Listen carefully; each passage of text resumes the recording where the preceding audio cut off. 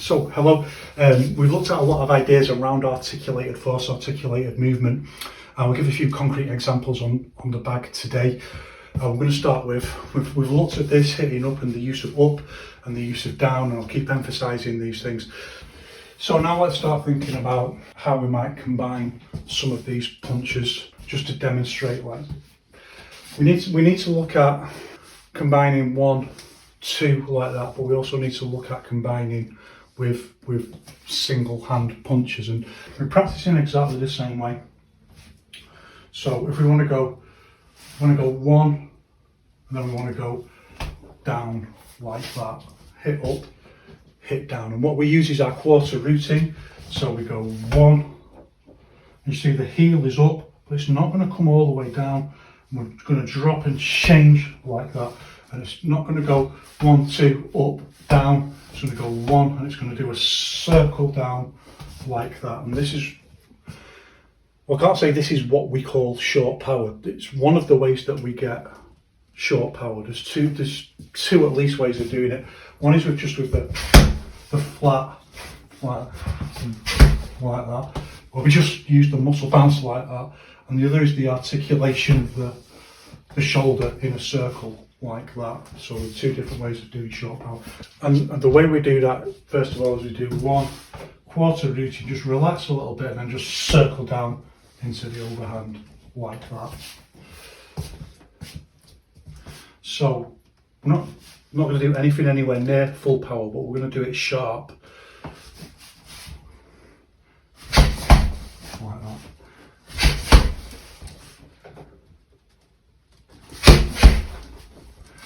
Hit up, hit over, down like that.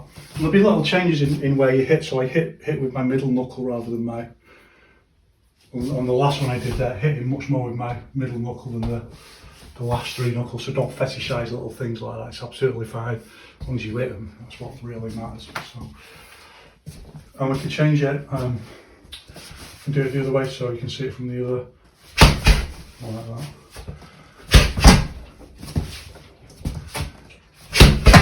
Like that. Yeah, this is a really short, super duper short movement. It's not easy to do this by any means. And again, if we do it from the back, let's change, because this is much more difficult to go 1, 2 like that. It's a more difficult dynamic stack. It's a more difficult configuration, and this is where configurations, as we talked about earlier on, start merging into one movement.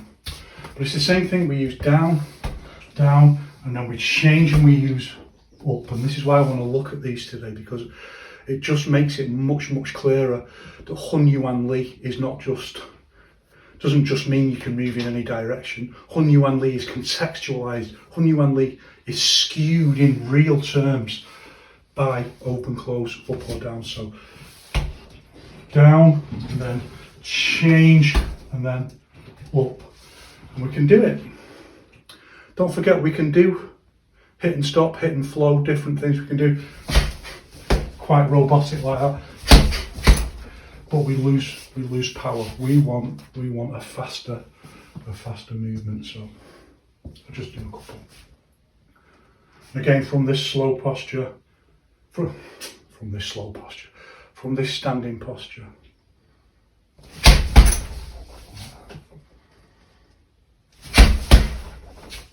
Down, change, up.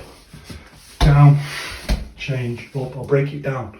I mean, that's like, it's obviously nowhere near full power, but we can break it down much more than that so that we can kind of learn it. Down, up, down, up, down, up. And you can play with the articulation of the shoulder. All it is that. And what does that do? Gets more movement, gets more size, gets more volume into the posture.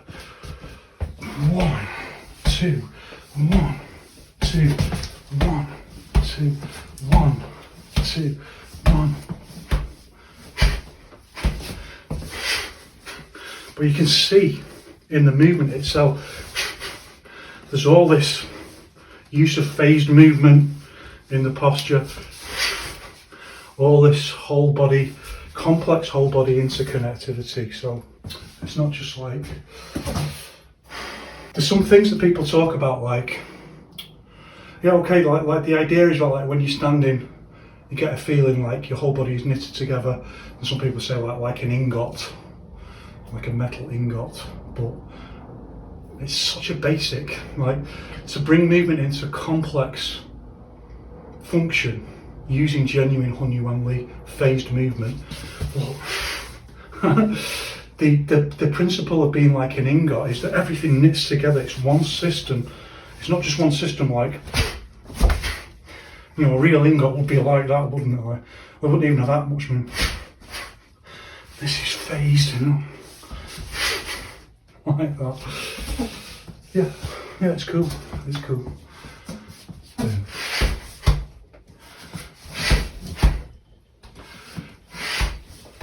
Very much like young Yao Chen, if you look at his movement. And here's the danger, so you can go too far. You can go too far with your articulated movement. It gets more volume in the movement, but it starts taking longer and longer because there's so much going on in the phase. So you've got to get it under control and bring it back into a, but you can practice no problem like a bigger movement like that. Then just start getting it under control into a smaller, I'll do it this way, smaller, I'll do it from hand, smaller posture, like that. It's exactly the same thing, but we can increase or decrease the volume in the way that we do it.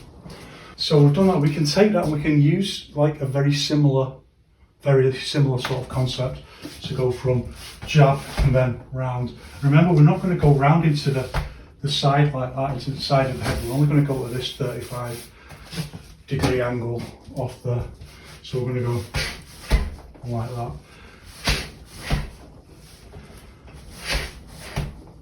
And what's interesting about this is they both use open, so open, because they're both from the open.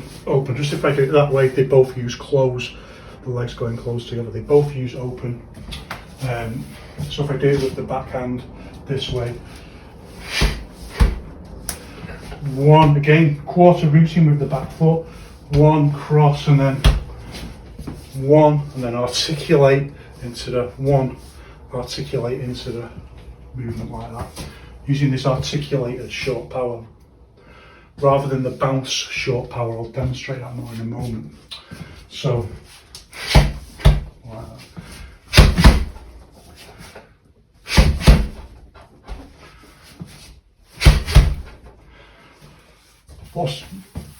What's good about the articulated short powers is you can get more power in it because the volume of the movement is bigger.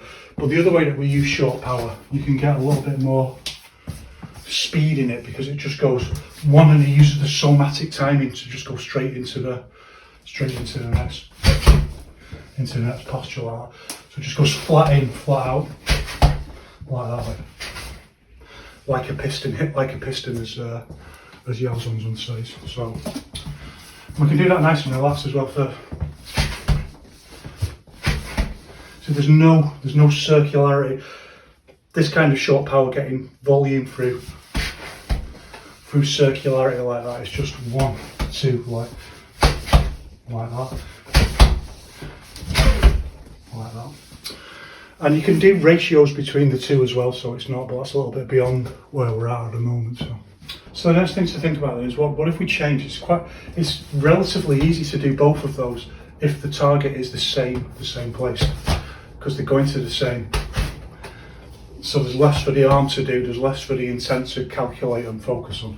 What if we want to change that? So let's do the most simple that we see all the time. 1, 2, low hit, high hit, like that. And again, there's 2 ways to do it. So our articulated movement doesn't always have to be round like that. It can be this way, as I've also looked at before. It can be 1, 2, like that, just as much as it can be round. Forward, just as much as it can be round like that. And again, we can do it one with the somatic bounce like that, or with more of an articulation on the shoulder. They're both perfectly correct. One creates more volume with it's a little bit slower, and the other just uses the time. So we'll do it with the somatic timing first, where we'll just go like that, like straight in like that, and it's faster. And the other uses articulation, so it just gets a little bit more power on the punch like that.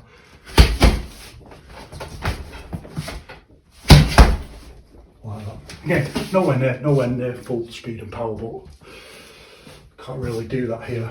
They're nowhere near full speed and power, but you can see the concept at play anyway.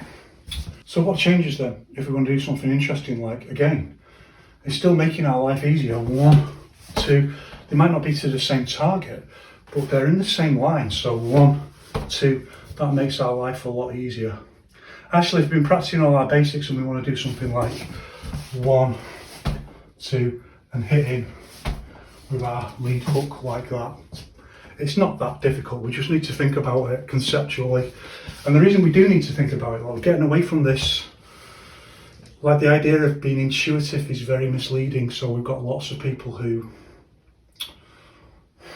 they confuse intuitive with innate. Like if you just practice standing, you'll just be able to do everything.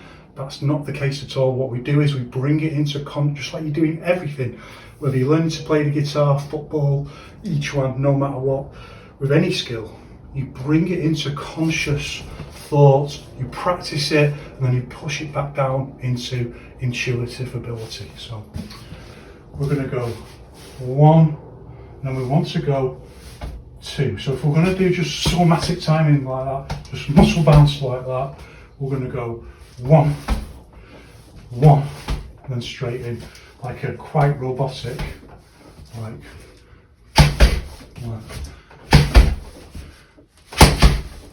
And I can feel myself, like, and particularly when I do it on the heavy bag, if I do it full power, it's faster, but there's a noticeable difference. If I just do it with a muscle bounce like that, somatic bounce, if I add in the articulated movement, the articulated shoulder movement like that, it's more powerful. It's clearly more, it's about 15%, 10 to 15% more powerful. You can really feel the difference.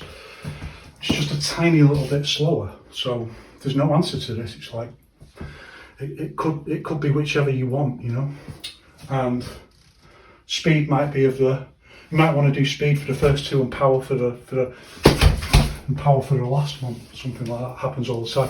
What we call drilling through. So use our somatic timing to drill through and hit with power in the, you know, hit with power in the last one rather than the ones that you're just using to drill through. So that's all about fight craft and fight IQ and understanding, like, what's the right thing to do in the moment, and if you understand your opponent, understanding what to do in terms of beating them.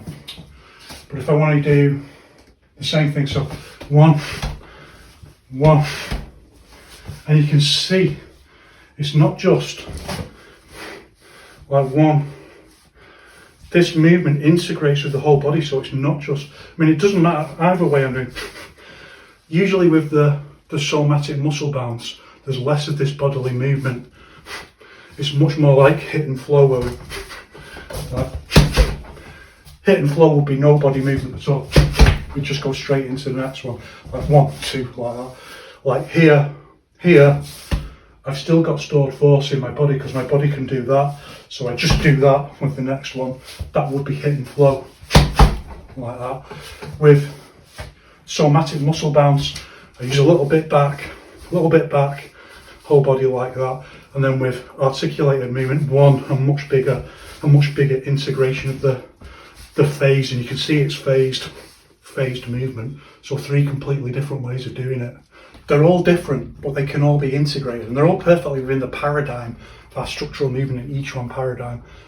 But they can all be integrated as ratios into single movements, so we can use a little bit more of this and a little bit more of that, a little bit less of that, and put them together. So you just learn the archetypes, the template methods at the moment. So if I want to use 1, if I want to get more power in it, I'm going to use the articulated movement much more. And the way to practice all of those things is really simply just the same that we've looked at everything else. We maybe don't have to do the most basic stage of really slow like that, but we can change. So for example, if we want to practice using stored force with the hit and flow, we go 1 like that, and we look at the way that the posture is set like that, heels still up off the floor, and by stored force, as we know now, we mean that there's more movement left in the posture. There's more movement. So and by movement we mean ability to do farley. So we know there's movement left, like we could just collapse into it like that, but we mean fast movement. So we've not come all the way around, like we've not done farley and come all the way around like that. So we know there's at least that much in it, but we know also that contradicts the reality of the context of the fight. Which is one of the reasons why when people say you should throw a hook, an angle and come across like that, for Yiquan principles, that's wrong. Why would you show your back like that?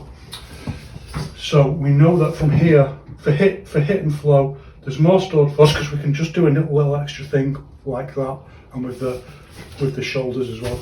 So we can go 1, we do it to this point, and then we change, and then we open again even more. Just open, and then open even more. Open, open. So try not to do a little move. I know the first one there I did a little move. Try not to do a little move. 1, so no little move, no resetting it back like that. Just 1, and from there again, just like we practice from our Zhanzhuang postures, and we can even just hold it there like that. And this is a really good exercise. Hold it, and then just change like that. So using the stored force in the body. 1, 2, 1, 2.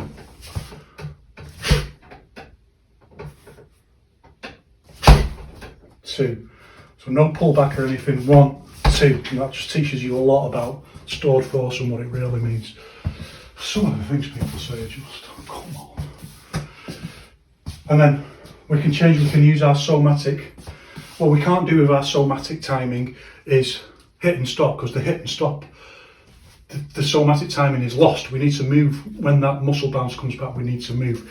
When we're hitting the bag, the energy comes back from the bag, and that aids that somatic timing.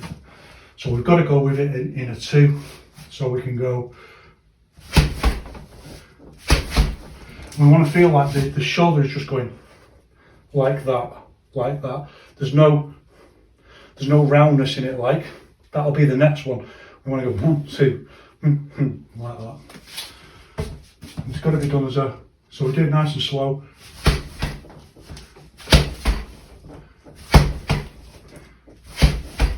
Like that. Then we bring it up. We bring it up a little bit sharper. That's my intent. It's just like, it will always do things like this. It will set you, I mean, I'm as bad at it for it as anyone. Like your intent will just set you in a way. It will stack the posture and skew it initially to maximise your ability to issue force. So you've got to be strict with yourself. Again, intent is a dog. You've got to keep it on its lead, keep it trained up. Get your posture right, foot pointing forward, posture, and we're going to go 1 and somatic bounce straight into the target.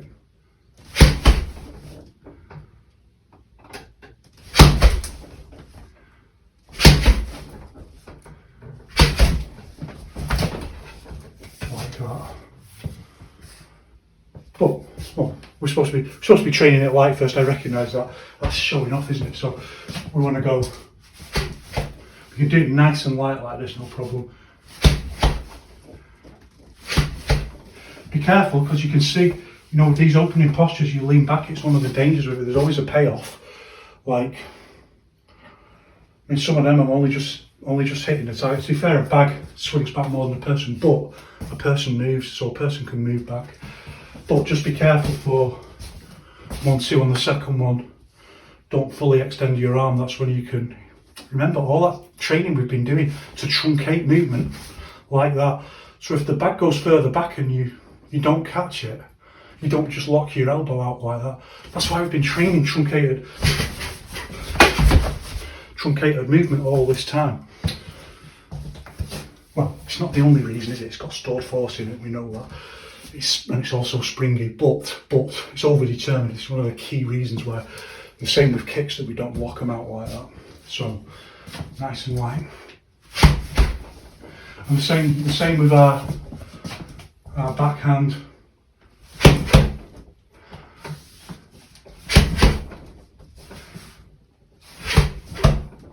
Just bounce, bounce, bounce, bounce, bounce, bounce, bounce, bounce, bounce, bounce, bounce, bounce, like that. After which it's bounce, bounce, bounce. Just train like that, Bob's your uncle. What can it be, step by step? The final one, the articulated movement, is probably the hardest, I would think, at this stage. So, one, I'm just really focusing on doing this little circle back into the... And it's also hard because your structural principles here are, one, articulate back and then everything's going forward, but then your body goes back, like that. One, two, one, two, like that. And that's quite hard to do. You want to go one, you want to go forward into it like that. You feel like you want to go forward into it like that. So again, it's being strict with yourself, noticing these things. I mean, the reason you want to go forward with it like that is that's a much more basic way of adding force into the posture, just getting your body weight behind it. That's why everyone confuses whole body weight power with whole body power, because, well, they don't get it. They don't get it. It's the movement around the axis that's the whole body power, and the way it knits together and integrates into the posture. That is just whole body power. We can do that and also shuffle in with it to use whole body weight power, but it's not the same. But your intent is just a dog. It will do what it's trained to do. So if it hasn't been trained to use this far lead around the axis, you'll think, well, how do I generate, my instruction is to generate power. Well, I'll just get all my weight in it, because your intent obviously just identifies itself with your actual body. There's no distinction. I'll just get all my weight in it and I'll just do it like that. So then before you know it, you're going one, two, like that, and you're skewing the posture forward like that. What we want is one, two, so leaning back. No, it's not, I say leaning back, and when you see it, I'm not actually leaning back, it's just, I'm not putting my body weight forward like that. I'm here, and then I'm going around the axis like that. And you can see, another thing that's coming into play here is that I'm partly using up and I'm partly using down. Because I'm hitting lower, I can drop, I can skew the posture down like this, and then I can articulate and use the rise up like that to hitting this way, and I can use up. Remember, these are not Hun Yuan Li. These are the ways that we skew and stack a posture using Hun Yuan Li. Stacking it lower and stacking it higher. Well, stacking it lower, stacking it higher. Technically, I'm skewing it by leaning forwards a little bit, one, and then lifting up like this, skewing it down, skewing it up. And all of this is about how we think about speed, how we think about power. And we've got a lot of people who are just thinking about power, a lot of people who are just thinking about speed. And what we want is the intuitive ability to integrate those things and choose different ways of doing the posture depending on what we want to do in the moment. Do we want to drill through? Do we want to drill through like, and then with the last one, or do we want to go in like, I've got no energy left, so if I don't knock him out in these three punches, boom, big rocky punch or something like that. Yes, boom, boom, boom, boom, boom, boom. Do I want to do that? And everything in between, sophisticated decisions about how you use your abilities, not just singular ways of doing things. I mean, all this stuff about, this is the Yiquan way of doing this. It's like, Yiquan's a science. It's supposed to be like, it's supposed to have infinite possibilities and this kind of sophisticated understanding of ratios of different things, speed, power, skew, configuration. Not just like, you just do it like this. Come on. But in terms of power generation, you do see different things. We've talked before how you can explain why people do things in certain ways. So if people are doing like this kind of moving to the side like that, which I saw the other day, all that's doing is adding more volume to the movement to try and get get power in it, and it's not wrong. It's not wrong. It's exactly the same principle. If I do that, it's exactly the same as if I do that. I take this movement, this step, and instead I put it into my shoulder. I take that, and instead I stay on the spot and I do it like that. I move that movement from there to there. What matters is to discuss which one is right. It's what Yiquan says. Think about a problem. Think about a problem and think about which is the right solution to that. And from that, you can then Yang Demo says, kind of from that process, you can start thinking about, well, what on average is the best thing to practice first? What's your template posture? And think about it like that. The most important thing is to be able to do it every which way and to understand that it's ratios between all of these different things. If you can't, then you haven't got it. You've just been trapped within a cultural set, and it doesn't matter whether that's a set of movements based around Xing Yiquan, Bagua or Western boxing. If you've just trapped within one paradigm like that, so then very simply we just take the same method and we just, in self-directed learning, you've got to think about the different ways that you can put together different combinations. So thinking about everything you've learned about. Some are a little bit more difficult than others, like we've talked about. So if you want to use, so let's say uppercut into a punch like that, and we're thinking about, well, I just want to use my somatic bounce. The best way to do that is just to think about how much articulation you're putting into the shoulder. Usually, for short power, we do one or the other. We do one and bounce into it, or one and articulate like that. I'll pretty much always do the articulation. I'll always train usually power rather than speed, unless I'm deliberately training speed. So I'll usually use the articulation into the like that to do it like that. But if you're thinking it still uses somatic timing, it still bounces back into the articulation like that we've talked about, but you can take away that articulation and just bounce straight out and straight in like that. But if you want to do it with just a somatic bounce, just take the articulation out, just go one flat straight in, 1, 2. There's going to be a little bit because your arm's got to come up, so it's going to feel like a little bit, but 1, 2, like that. Just take out the bigger. If you want to get more power, 1, 2, just get the articulation. And see the lean over as well is all about getting more power, close range. Whether you should always do that or not is an open question, but for me I always do it because it just gets more power into the posture. So you can choose and you can experiment. I mean, let's be clear, we're talking about more advanced body movement concepts now, but this is where we need to be at this stage of the game. So we can think about anything. So we're going to do a low shovel hook like that, then I'm going to change into a jab. I've got 3 different ways of doing it. Hit and stop with stored, hit and flow with stored force. I've got 1, 2 somatic with a little bit of a bounce like that, and I've got 1 with a big articulated movement. And the somatic uses a little bit more, like the hit and flow uses just 1, 2. There's no extra movement in the body. Hit and somatic timing, 1 just a little bit of a bounce and a little bit more of a movement, and then 1 much more phased movement in the body. So looks like they look almost exactly the same size. I mean, they do look exactly the same size, but they're all stacked differently. And remember, stacking is dynamic. It's not just the way that the posture is held. They're all stacked differently. The dynamic stack is different. It looks the same size, but they all generate different amounts of power, and they're all different speeds. And what I would argue is the big phased movement, it's not that much slower. Like, it's microseconds. So doctrine of the mean, for me, this bigger phased movement is the one, rather than, even though hit and flow is really cool. It looks cool, it looks kung fu-y, but it's not quite as powerful as the.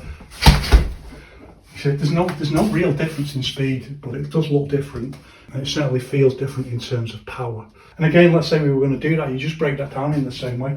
We want to be thinking about the 3 different types and breaking each one down. Maybe 8 for each one is too much, maybe 4 for each one. The reason I'm saying that is, don't want to waste time. Like, there's a point where we've talked about before, 95% point, like, you don't want to be overtrained. Anything. I saw someone talking about, I keep seeing it all the time, like people talking about, just always training your basics forever. Like, well, That's why you're stuck at basics, you know, that's the bottom line. Always like, oh, let's do it 400 times.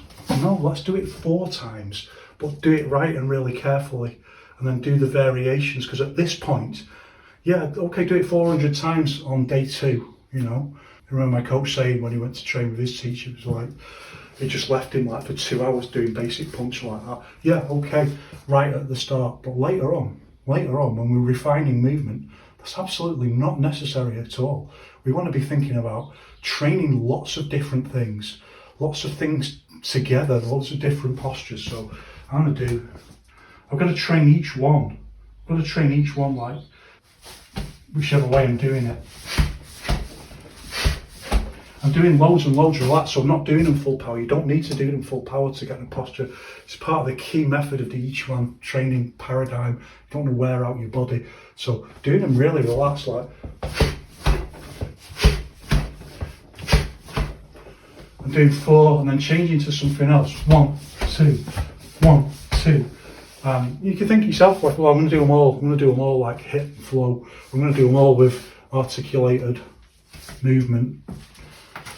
Maybe that's what you're working on that day. I'm going to do 4 of one and 4 of the other, 4 of the other. Those 3 key ways of doing it, and work on lots of different combinations. You'll learn.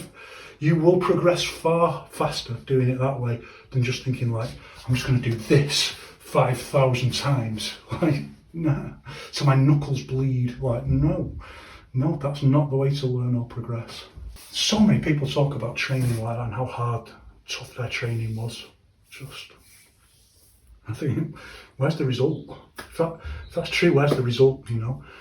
Wang Xiangjai told us not to train like that, you know, train sensibly, don't wear the body out, use loads of like, just practicing, yeah, practice on the air, get the movement. 80% of the essential movement, you can just practice on the air. And then another 9% you just get through hitting really light. 1, 2, and then that 1%, that far leap is just being generated and trained through your overall training.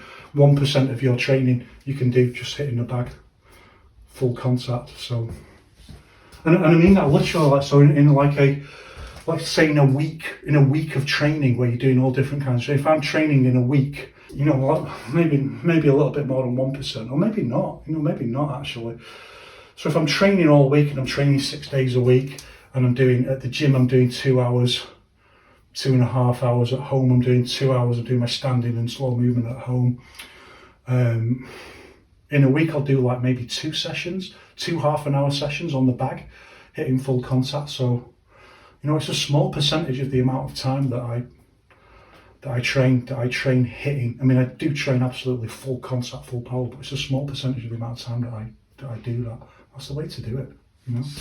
Keep healthy, you know, I'm in my mid-50s, I can still train like this, no problem. I can still train hours every day and really enjoy it. But you know, as soon as I was exposed to the Yiquan paradigm, I didn't get it, but I got the idea of not wearing the body out. You can do loads and loads of training really relaxed without wearing the body out and get loads of skill development, particularly for the legs as well. You don't want to be wearing out your legs. I mean, all this kind of stuff, like developing this kind of, you know, this kind of leg